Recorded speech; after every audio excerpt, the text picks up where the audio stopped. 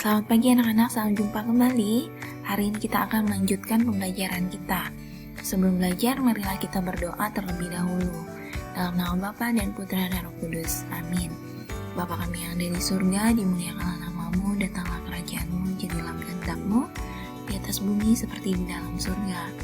Berilah kami rezeki pada hari ini dan ampunilah kesalahan kami, seperti kami pun mengampuni yang bersalah pada kami. Dan jangan masukkan kami ke dalam pencobaan, tapi bebaskanlah kami dari yang jahat. Amin. Dalam nama Bapa dan Putra dan Roh Kudus. Amin.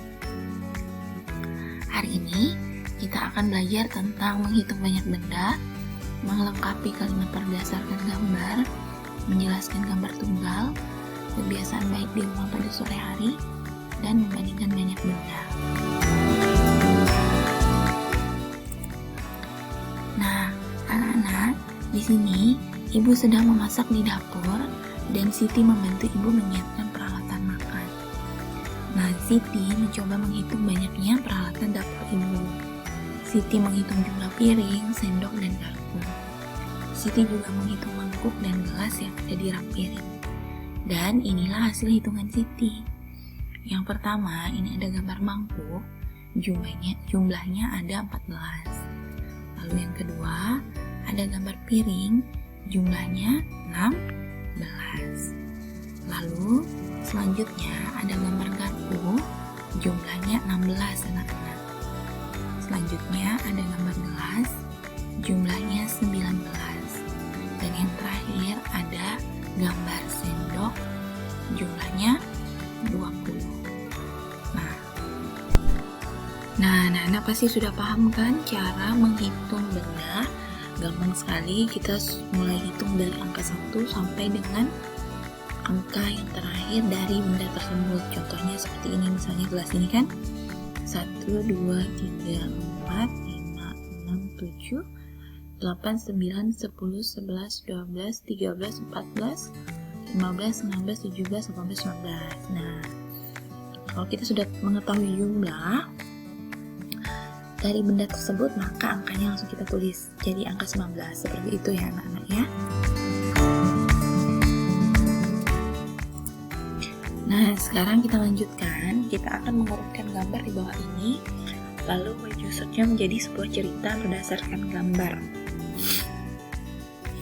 Nah, sebenarnya ini kan belum diisi anak-anak, tapi Bu Guru sudah mengisinya supaya anak-anak bisa langsung melihat gambar dan langsung membaca ceritanya. Yang pertama itu, ini gambar pertama, maka diberi nomor 1. Benny pergi ke ruang ganti untuk memakai pakaian olahraga. Lalu yang kedua, Benny sudah memakai baju olahraga dan siap untuk berolahraga. Yang ketiga, Benny bersama teman berolahraga sepak bola. Lalu yang keempat, Benny dan teman-teman selesai berolahraga dengan mobil. Nah, ini adalah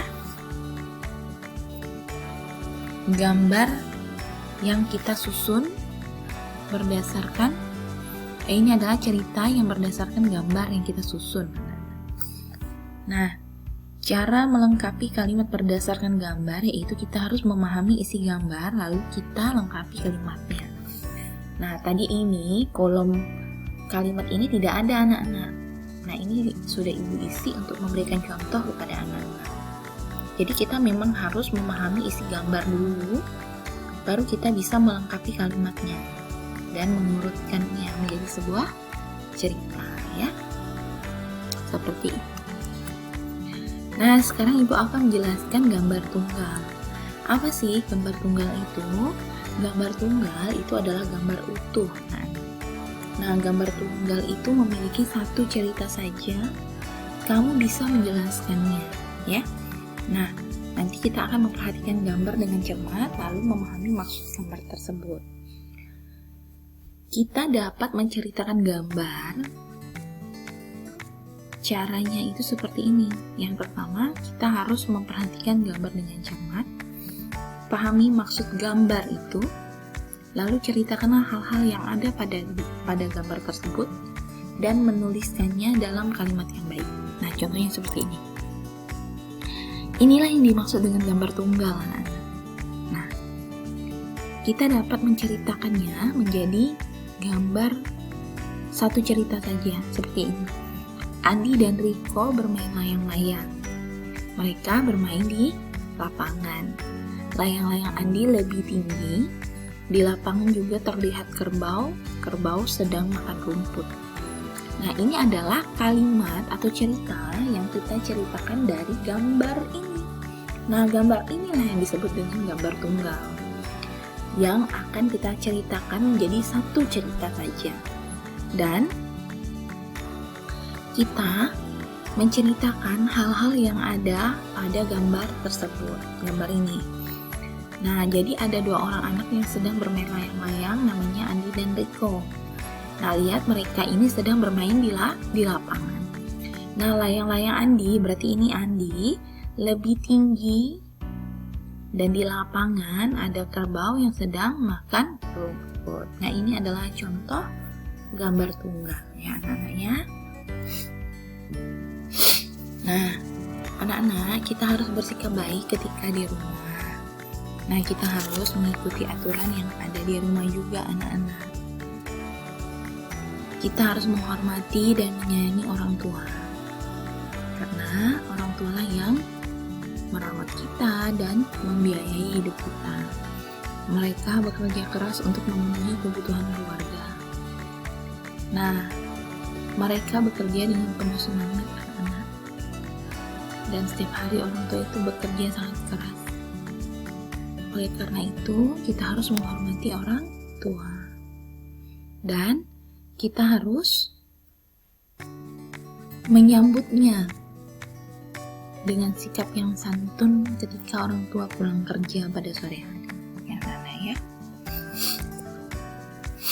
Nah, sekarang kita akan memberi tanda centang pada gambar yang menunjukkan cara yang baik menyambut orang tua, dan kita akan memberi tanda silang pada cara yang kurang baik. Nah, yang pertama, ibu beri tanda silang karena bertengkar dengan Andi. Orang tua udah capek bekerja seharian lalu pulang ke rumah melihat keadaan seperti ini. Nah, itu tidak menunjukkan kebiasaan yang baik di rumah ya. Nah, kalau gambar yang kedua ini baik, makanya diberikan tanda centang membawakan tas kerja ibu. Nah, ini sangat baik anak-anak ya, pasti orang tua sangat senang sekali. Lalu yang ketiga, kita beri tanda centang. Mengapa? Karena ini keadaan yang baik sekali. Ini ada seorang anak yang sedang menyambut ayah dengan riang ketika ayahnya sudah pulang bekerja. Nah, yang gambar terakhir kita beri tanda silang karena ini adalah kebiasaan yang tidak baik. Kenapa? Karena marah-marah ketika ayah telat pulang. Nah, kalau ayah telat pulang kerja, kita tidak boleh seperti ini ya anak-anak ya. Karena pasti orang tua telat pulang kerja itu pasti ada sesuatu urusan yang harus diselesaikan. Misalnya pekerjaan ayah atau ibu belum selesai di kantor dan mereka harus menyelesaikannya dulu, makanya mereka kantor seperti itu ya. Nah, sekarang kita akan lanjut ke pelajaran matematika, yaitu membandingkan banyak benda. Nah, di sini ada angka 15 dan di sini ada angka 12. Maka angka 15 ini lebih besar anak-anak. Maka di sini diberi kata lebih dari. Kalau lebih dari, di sini tandanya seperti ini. Jadi miringnya ke sana. Lebih dari namanya. Maka di sini kita bisa tulis angka 15. 15 lebih dari angka 12. Nah, kalau dibalikan 12 itu dengan angka 15, maka kurang dari ya anak-anak. Nah, tanda kurang dari itu seperti ini. Berbalik dari angka lebih, dari simbol lebih dari. Nah, kalau kita beri tanda seperti ini, maka angka 12 itu kurang dari 15. Jadi anak-anak harus mengingat, tanda seperti ini artinya apa? Berarti lebih dari. Tanda seperti ini artinya kurang dari. Jadi kalau angka depannya itu lebih kecil, maka anak-anak memberikan tanda kurang dari angka yang lebih besar. Selanjutnya, jika angkanya lebih besar, maka anak-anak memberikan tanda lebih dari angka yang lebih kecil di belakangnya. Seperti itu ya. Nah, ini ada tugas untuk anak-anak. Anak-anak memberikan tanda kurang dari atau lebih dari pada bilangan berikut ini. Nah, jadi di sini Ibu kasih contoh, angka 14 itu kurang dari atau lebih dari bilangan 16. Maka jawabannya adalah kurang dari, karena 14 lebih kecil daripada 16. Seperti itu ya anak-anak ya. Nah, kalau ini anak-anak bisa mencocokkan dengan angka seperti ini. Misalnya di sini angka 13, kita lihat di sini angka 13 sama berarti di sini angka 17. Angka 17 tinggal kita pindahkan saja di sini. Seperti itu ya. Jadi ini sangat mudah.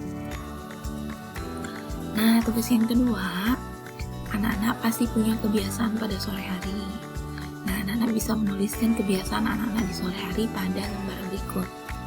Nah, anak-anak tidak perlu menuliskan pada lembar ini, tetapi menuliskannya di buku tematik PS.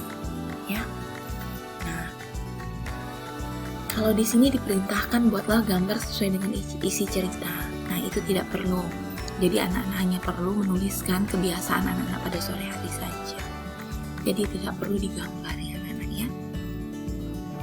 Nah, jadi tugas yang pertama ini adalah matematika, dan tugas yang kedua adalah bahasa Indonesia. Dan ini dua-duanya dikerjakan di buku PS tematik ya anak-anak ya. Jadi ini tidak sulit, Ibu tidak minta beberapa paragraf, tetapi anak-anak cukup menuliskan pakai nomor juga boleh. Seperti itu ya. Nah, sekian materi pembelajaran kita hari ini. Terima kasih banyak anak-anak sudah mau mendengarkannya, dan terima kasih banyak anak-anak sudah belajar dengan baik selama ini. Semoga kita selalu sehat selalu, dan ingat, patuhi nasihat orang tua dan harus turut kata orang tua di rumah ya. Nah, sampai jumpa anak-anak di materi selanjutnya. Tuhan memberkati kita semua. Selamat pagi.